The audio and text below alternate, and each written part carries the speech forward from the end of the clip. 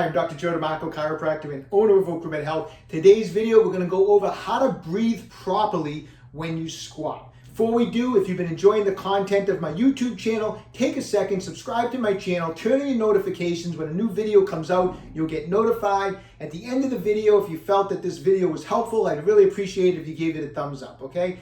All right, so here's the thing. Most of the time, your squat is not limited by the strength of your legs. You know, you don't usually see someone not make a rep on their squat, whether it's a single, 1 rep max or a set of 8 or 9 or 10 reps. It's usually not because the legs give out. It's usually something to do with the torso. It has to do with the stability through here.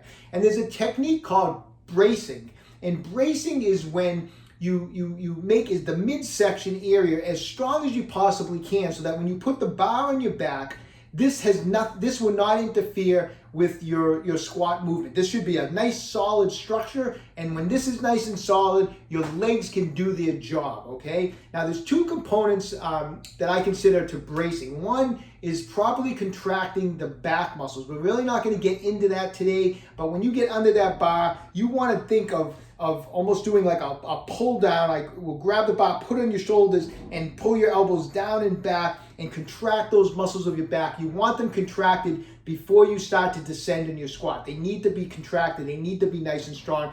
We'll get into detail maybe on another video regarding that down the road.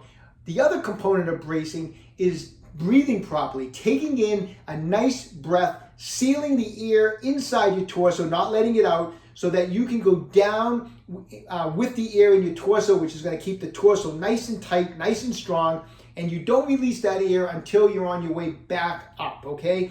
Why is that? Because when air is placed into the torso area, it makes it a stronger structure. Best way I can demonstrate that is just like this.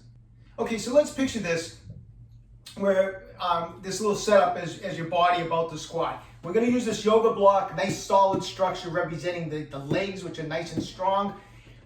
This orange juice container, obviously not a real strong structure, it's just a cardboard orange juice container. I'm going to take the cap off of it.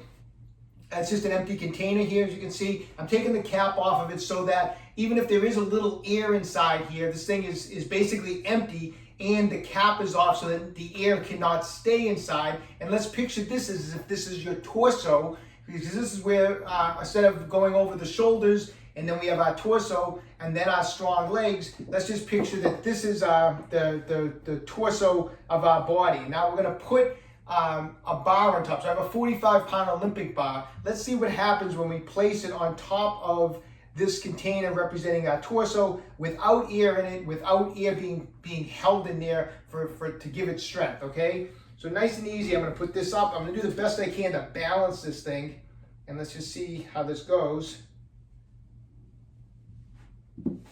And as you can see, it doesn't take much. There's no strength to this. It collapses the box. Let's try it a little differently now by trapping some air inside of the box. Okay, so now let's take a container. Once again, an empty container, just a empty orange juice container here. This time what I'm going to do is I'm going to try to blow in as much air as I can and seal it inside the container, okay?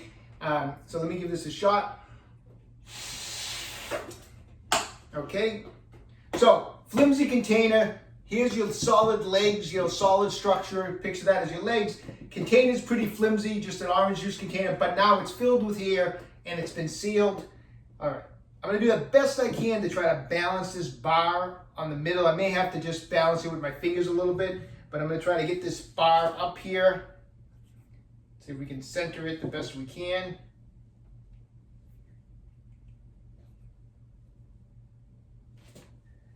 Okay, so I'm just centering it. I'm just using my fingers, but as you can see, this flimsy orange juice container is now holding up a 45-pound Olympic bar, because it's full of air, and now there's some strength to that container. Okay, so I hope that little demonstration shows you the difference you can have in strength when that container, that cardboard container has air in it, and when it doesn't have air in it. And now we can talk about how we can do the same technique, but now using our own bodies. Breathing is a technique. The reason I say that is because most people think, they're probably sitting there watching this video going, well, So big deal. So before you squat, you just take a breath in and then squat and come back up. Well, not really. I mean, first of all, most people, if you ask them, hey, take a deep breath in, they do it incorrectly. Ask the average person to take a deep breath in, they lift up their shoulders and they fill up their chest with air. That's not the right way to do it. We don't want the air up here. We want the air down here. When we take that breath in, we want the rib cage expanding out. We want to have air coming in through the abdominal area. It's called belly breathing. That's where the air should come in. That's where we want it locked in so that we have that strength through the torso through here, so that it's nice and strong, like that orange juice container with the air in it, okay? So how do we do that? Well, there's a couple ways we can learn how to do it. First off, if you feel around down here for your lower ribs, you want to be able to feel those ribs expand when you take that breath in, and it takes a little practice. It's not the easiest thing to do, and it does take practice. So I'll put my fingers down here at the bottom ribs, and I'll blow all my air out, and I'll feel my ribs kind of coming in. So they kind of come in. Now from here, I'm going to take a belly breath. I'm going to take a nice deep breath, have the air go into my abdominal area. I'm going to try to learn how to feel those ribs go away and expand out. So I blow out, now breathe in. Blow out, feel the ribs come in, and breathe in. And so we have to practice that. We want to feel those ribs, and we want the midsection to expand, not just from the front. We want it to expand from the side. We want the whole area. We want to feel those ribs just really expand away from the. And we know that the breath and the air is going through here. When we feel that rib cage expand out this way, okay, and that takes practice. What I do is, before I do that on the squat, the other component to it is, right before I get under the bar, right as I get under the bar, I try to drop my sternum towards my pelvis a little bit and contract my abs. So if I'm standing up, it's a very subtle movement. I drop the sternum down like this, just a little like that, just to contract my abs. Then I take that breath and expand the rib cage, expand the torso area. A great way to learn how to do this also, or a good cue to use, is using a lifting belt. Now, I know a lot of people, there's people out there that don't use lifting belts. I like to use a lifting belt when I squat. This is a great lifting belt, by the way. This isn't a commercial for the lifting belt, but what I love about this belt, it's a nice heavy-duty Olympic weightlifting belt. It's not leather. It's totally 100% vegan. I found this online. I've had it for about a year and a half. It's funny. It looks like it feels to me just like a leather lifting belt. It's got double prongs here to lock in with. It's been holding up great. I've had it for about a year and a half, and no animals were harmed. I love this belt. So anyways, but you can use a lifting belt.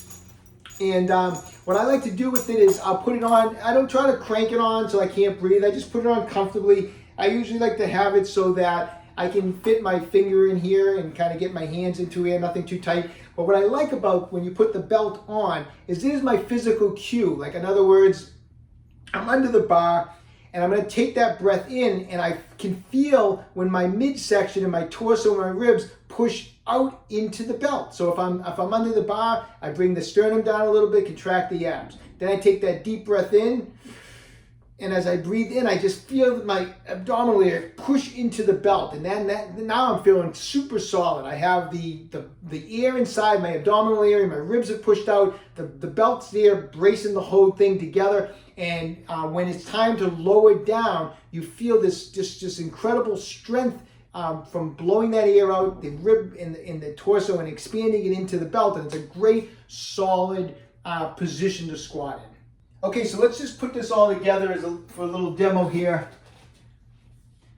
Like I said, we weren't really touching much about on the back, but contracting the back muscles for bracing in this video. But when I do get under the bar, and as I bring this up, I'm thinking of doing like a pull down with the bar. So I'm pulling it down to my shoulders. I'm pulling my elbows down and back.